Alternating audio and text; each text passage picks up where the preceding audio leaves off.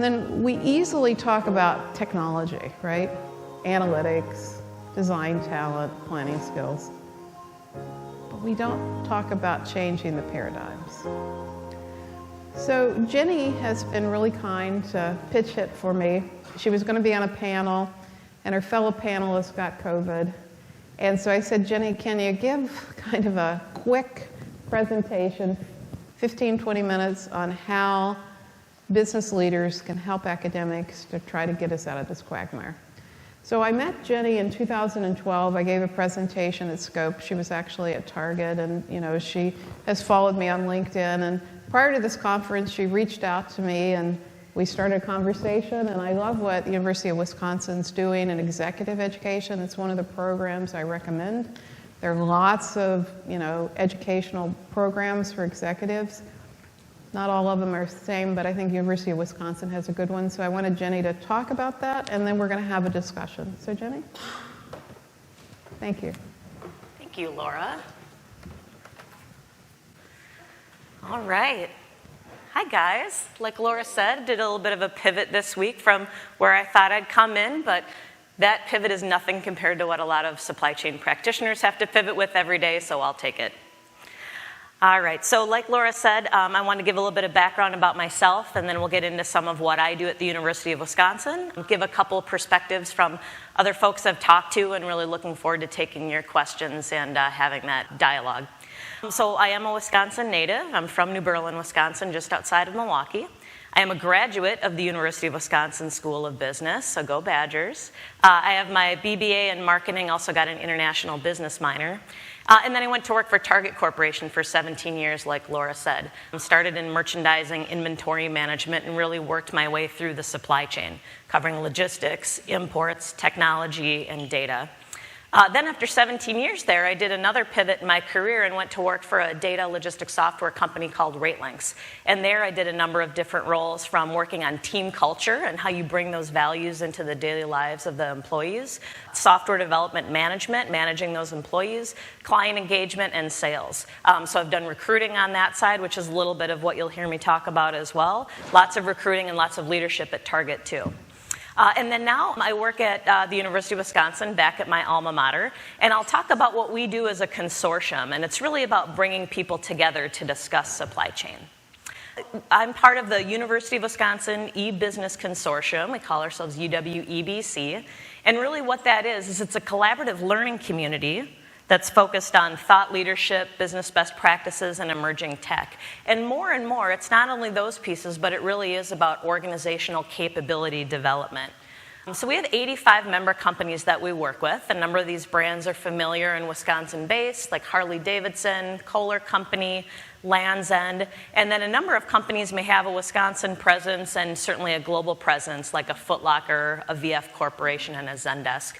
So all these companies come together from lots of different industries, and we get together in these peer learning groups so that they're facilitating that learning amongst each other. So two main offerings that we have as a consortium. The first is learning and networking events, and we do over 50 of those every year. And those are across multiple peer groups, special interest groups that I'll talk about. And then we also do research and advisory services. So someone can reach out to me from one of our member companies. They have a question. They want to do some benchmarking. They want to talk to someone about something from another industry, and they don't want to do it in a large forum. They just want to connect and have smaller, intimate, and very transparent discussions. And so we offer that as well. And so we have peer groups in customer service, information technology, marketing, as well as supply chain management. And for our supply chain management group that I run, we have two groups. We have a procurement peer group where we'll talk about suppliers, sales and operations planning, lots of pieces upstream and sourcing, and then also logistics and distribution, and talk a lot about the execution and the strategies that need to happen within that part of the supply chain.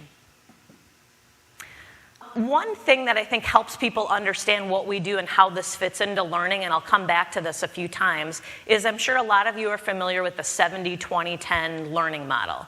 So really only 10% of your job or of your learning really comes from education. So classroom, listening, and being told something or observing something. 20% of your learning really comes from exposure. So that's exposure at conferences like this, that's exposure on LinkedIn to influencers, and that's exposure that we provide at our consortium, exposure to new ideas.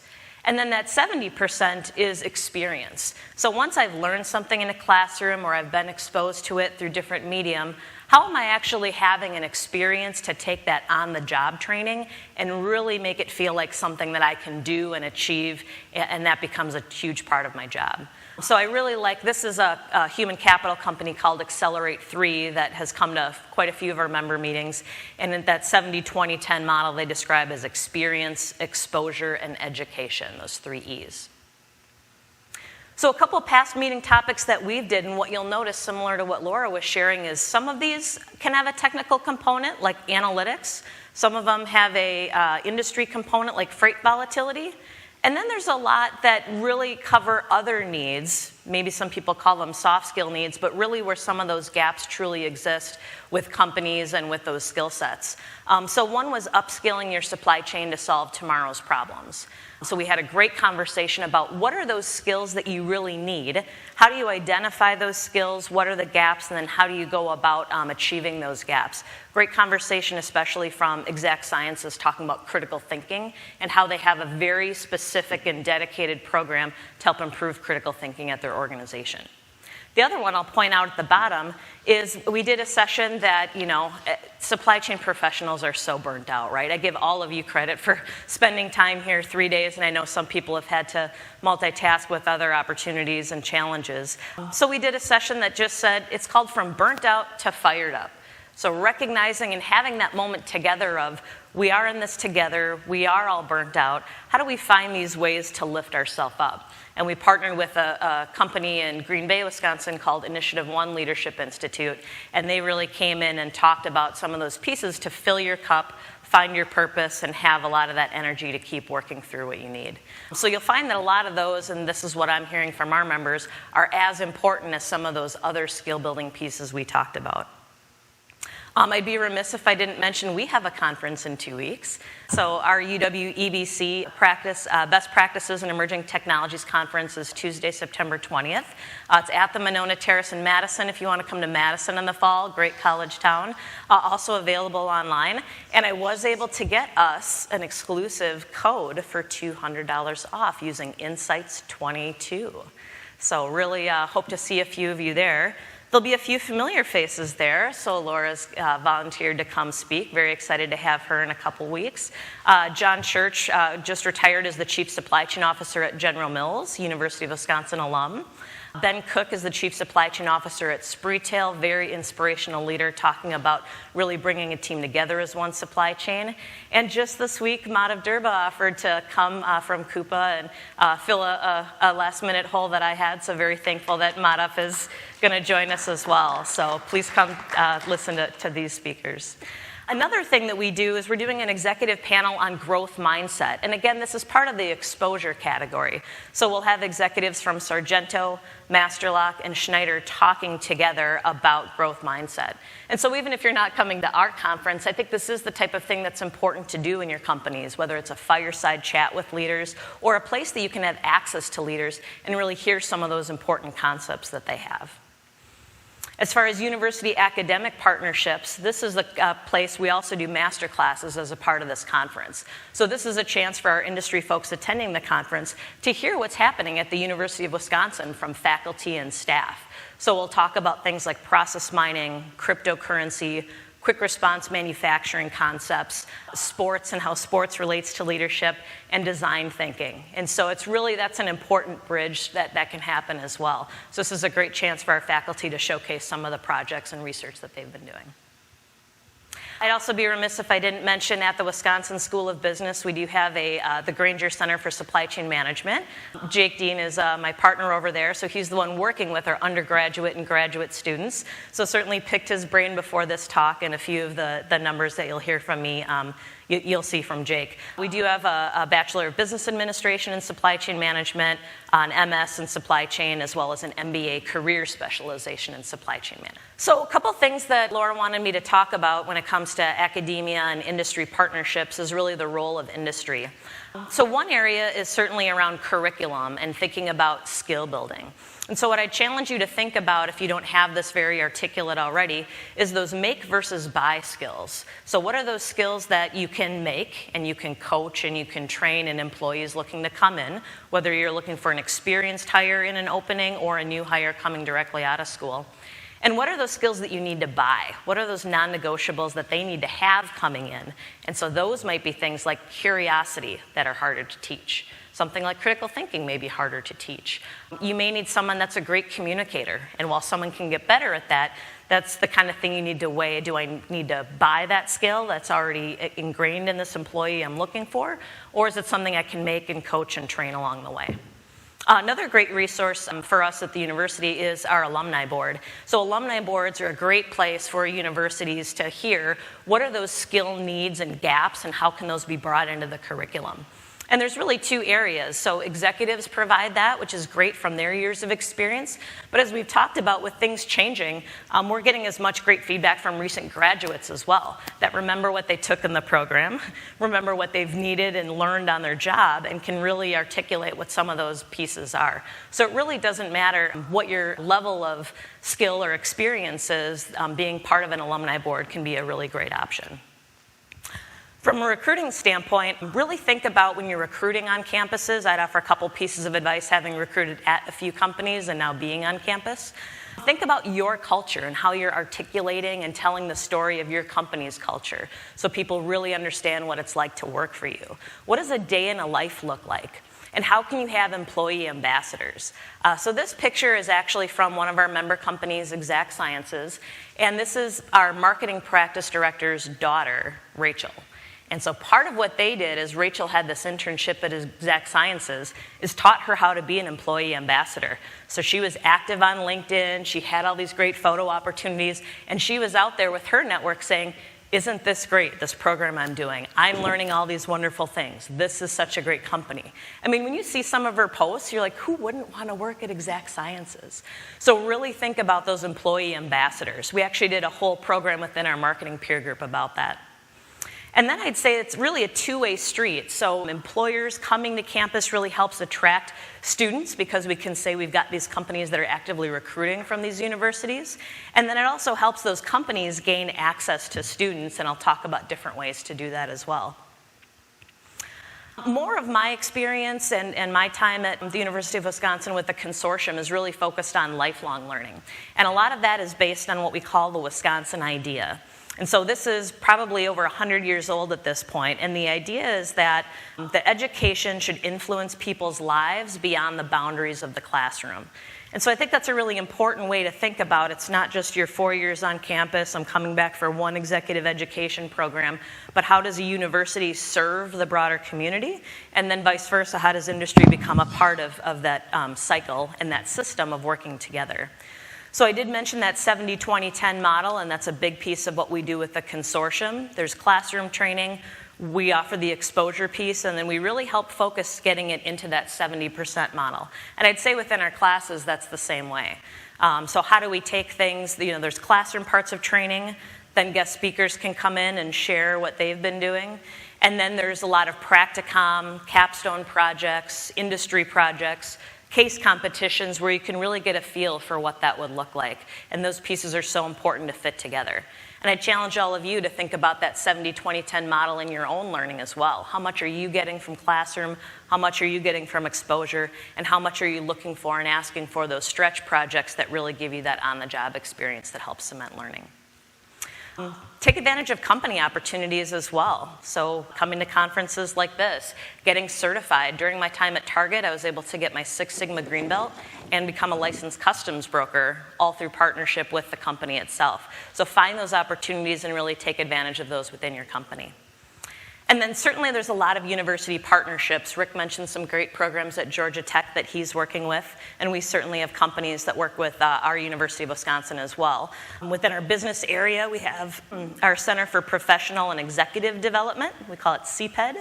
And then within our engineering area, we have an area called Interdisciplinary Professional Programs, or Interpro. And so there's areas that can cover executive education, small groups, master's classes, short courses, lots of different options depending on what you're looking for and what your team members might be looking for in the next step of their learning. When it comes to partnership, a couple things I'd throw out here. One is really making sure that you have an openness to share with those universities that you're talking to. So share the wins of your company, share the challenges, and share what you need. And by having those real-life scenarios, that's what really helps keep the classroom relevant. So they're hearing the lecture piece of it and learning some concepts, but they're also hearing how is this actually applied and used in real life. And those challenges can be as important as the wins. I mentioned our conference, and I mentioned those master classes with UW faculty, so a great way to see what's happening in academia, what's happening in industry, and how those partnerships are forming. And then ask and benchmark. I'll tell you, I have more time in this role than I did as a supply chain professional. So that's what I tell my members. Ask me for things that you want me to look at. I'm out and I'm looking at different things, and I'm happy to share that back. That's a lot of what I do in my role. So ask those academic partners you have, what are they seeing? What are they hearing? Because they're having these connections with other folks too. So a couple things you can do. I mentioned joining an alumni board. Great way to have your voice heard. Go speak in a class. For me, I've spoken at both our Master's in Supply Chain Management class and shared a little bit about my background. I've also spoken in our engineering group and talking about international strategy and some of my role with trade compliance. So, give back, and that's a great way to do it, is just by speaking in a class and sharing your story. You can also sponsor. You can sponsor a project where you have a student come work on your project, sponsor a case competition, and you get access to students and hear the talent that's really out in some of these universities, or an event, multiple types of events, and universities are great places to partner and always willing to find places to have that connection point, which is great. So this is actually the slide I shared in that Masters of Supply Chain Management class where I spoke probably 3 years ago now. And the couple things that I'd offer I thought I'd share here as well.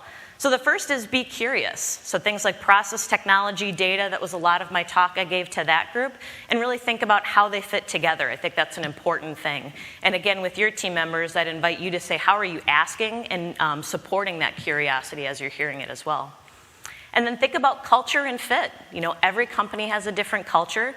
Some cultures are a fit and some aren't. How are you asking questions as a student or as a new hire to say, what does the culture look like? What's important here? And how are you demonstrating that when you're having these interactions and looking for new hires? My favorite quote is from Simon Sinek. I'm sure a lot of folks know this quote. Working hard for something that we don't care about is called stress, but working hard for something we love is called passion. I think that's one of the things that's driven me to Laura, is we share a lot of those fellow passions. And so this is a key one for me. Don't let it be stress, let it be passion. And then recommended reading, certainly for folks just coming out of school, I recommend The Goal. Really great to learn about theory of constraints. I was fortunate enough to be part of a Target Procter & Gamble partnership where we did a learning project about theory of constraints together, which is a fantastic cross-company opportunity. And then if you haven't read Rookie Smarts by Liz Weissman, I highly recommend that too. And the subtitle is Why Learning Beats Knowing in the New Game of Work. So everything we talked about with unlearning, that's a big part of it. It's helpful if you are moving in your career and you're now a rookie in your new job, and how do you bring that fresh perspective forward?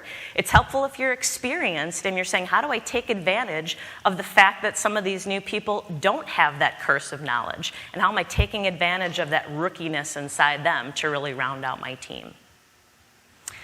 So I'm also in the process of reading Marcus Buckingham's book, Love and Work. Phenomenal, highly recommended. I went through the series with Harvard Business Review where he talked about the book and we did small group work. But it's a great reminder. People quit managers, not jobs. And in this job market, I think we all want to be good managers. We want to teach good managers. Some of that is filling our own cup and doing our own learning. But how do you really find those loves, take them in, and help make sure that you're having that conversation with those that you work with?